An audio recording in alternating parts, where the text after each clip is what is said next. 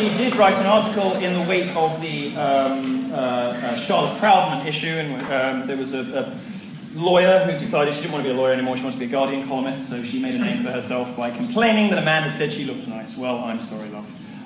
So she went to town, publicly shamed him. I suspect this is verging the realms of ad hominem attacks. I am really interested to hear where you're going though, because I don't think I read it. In your piece you said that if it was a man, you'd probably have laughed. Do you want me to quote it? I'm genuinely, yes, I would, because I'm not saying you're wrong, I just don't remember writing it. Okay. I'll find it while you're on. After this, one last question, just to clarify. Yeah, it was, if I knew that a male member of staff was speculating about how I look naked, I would cause the sort of fuss that would make Charlotte Proudman look mean. If I heard a female colleague doing the same thing about Andrew and Count, I'd probably laugh and I might even join you.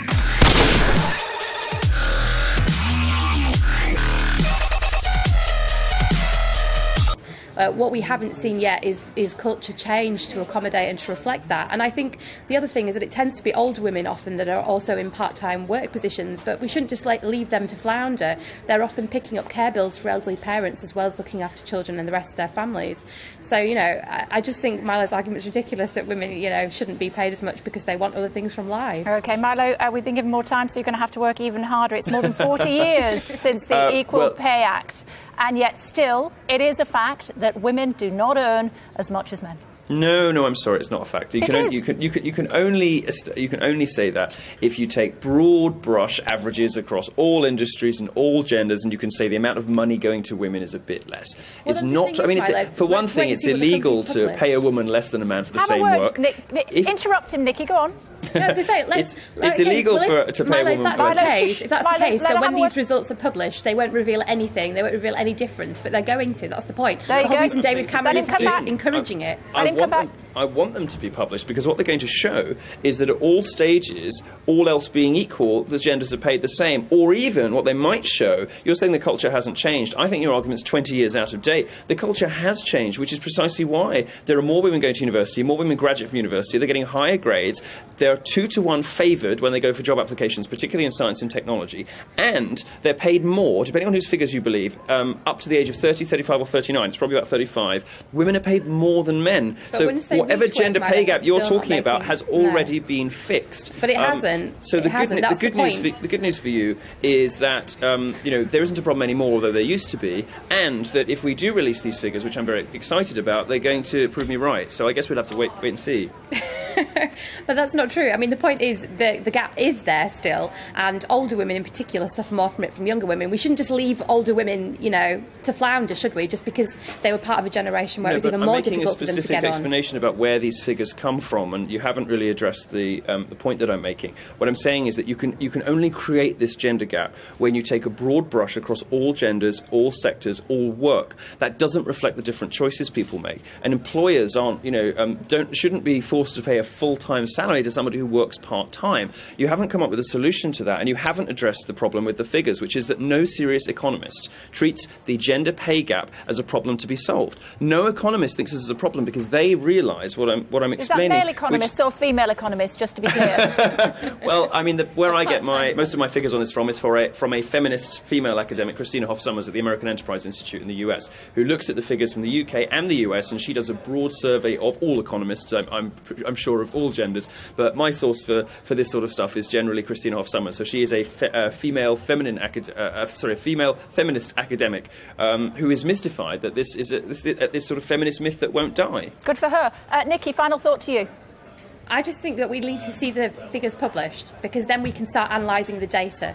Publishing the numbers without any analysis of it is obviously going to be a waste of time and no use. But I think David Cameron should be applauded, actually, for this move. We can agree on that much. OK. You've both worked equally hard. Both of you submit your invoices. You both get paid the same. Thanks very much indeed for joining us. It's the one and only Double G. Now for a small compilation. To start, Doctor.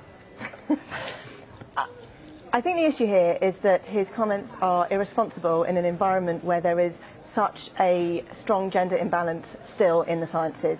I work as a teacher and tutor, and I am really passionate about encouraging young women girls at school to study science, to go into sciences, and there's still an environment where a lot of young girls still feel that science isn't for them. There's a historical reason for that. Back in the Renaissance time, women were told that their brains were too soft to house a powerful skull, that exercising our brains would shrink our ovaries. We're still coming back from that, and we're in an environment where we're desperately trying to dispel these stereotypes, to dispel the image that science and maths is more for boys than it is for girls. And these types of comments, potentially harmless in terms of intent, are actually really reinforcing these stereotypes that we're trying to get away from in terms of encouraging girls to go into science as a career. Well, you hear this a lot from scientists, you hear a lot in particular from female scientists, but the fact is that there is some reason to suppose that there is an advantage to being a man in certain subjects. There's reason to suppose that gender essentialism, biological determinism, whatever you want to call it, the fact that there are male brains and female brains, may indeed have some basis in science. Now, this is sort of thrown out of the window completely by feminists and female academics who just refuse to accept that there's any reason whatsoever why there might be a gender imbalance. Two things on that. One, actually the science is very much still out on that. And two, if you look at equality in society, if you look, for example, at Bangladesh versus Norway, what you notice is the number of women in science and technology subjects actually goes down as societies get more equal, because women simply don't make the same choices that female academics and feminists would like them to. Women actually don't want to go into the sciences on the whole, and when they have every option available to them, they tend to choose not to. That you're a cisgender straight woman, because you obviously and that you probably haven't ever been raped either. I actually identify as an attack helicopter, so it's really offensive. You sound like you're speaking from a very... Your outfit is going to stop perpetuating rape culture. It's my body, it's my choice. I can wear what I want, and it shouldn't. This is exemplifying how it's a crime scene, like wearing the caution tape that they would normally put around a physical crime scene when it's not regarding a person, but regarding me, it's regarding people. It's not considered a crime scene. That's up. It should be. It's a violation of a person's rights. So, is this stopping rapes? Any stats to back up anything that you've said this afternoon? Absolutely. You said that rapists go to jail. Can you give me a stat to back that up based on the number of rapes that are reported, the number of rapes that get taken to the cops, the number of rapes that get prosecuted? Could you give me some stats to back up your pseudo-reporting here? Well, first of all, out of the amount of rapes that happen, out of 100,000 people, 1.7 of Canadians actually, even that's just reporting rapes. So yeah, you know that less than 10% of rapes are actually reported.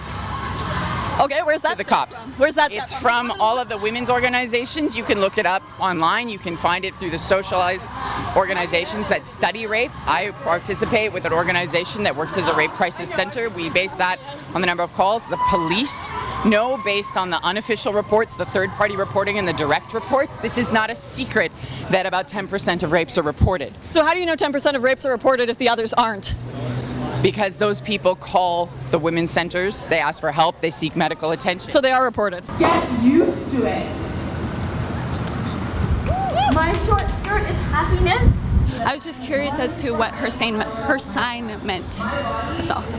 If you want to know what my sign means that this is not a rape culture, because rapists go to prison here.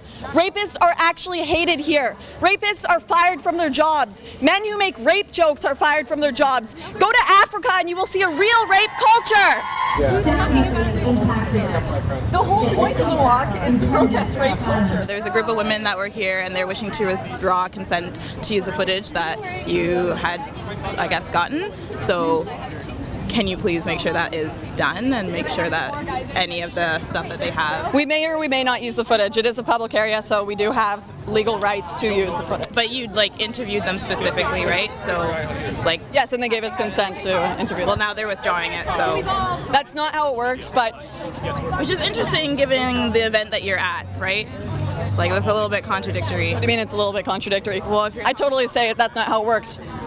Well, you can't just withdraw consent the next, Well, that's interesting. Why is that interesting? It's just I don't know. No. Tell me. A rally for rapists, consent and withdrawing consent, saying no means no. They're saying no, and you're saying that Okay, so if someone gives consent the night before, and then they have listen. If they have sex with a man and they give consent to him, then the next day decide, oh, I regret it. I'm going to report him for being a rapist, even though I gave him consent. You're saying that's okay? So you're sounding a little bit like a 12-year-old because this is irrelevant.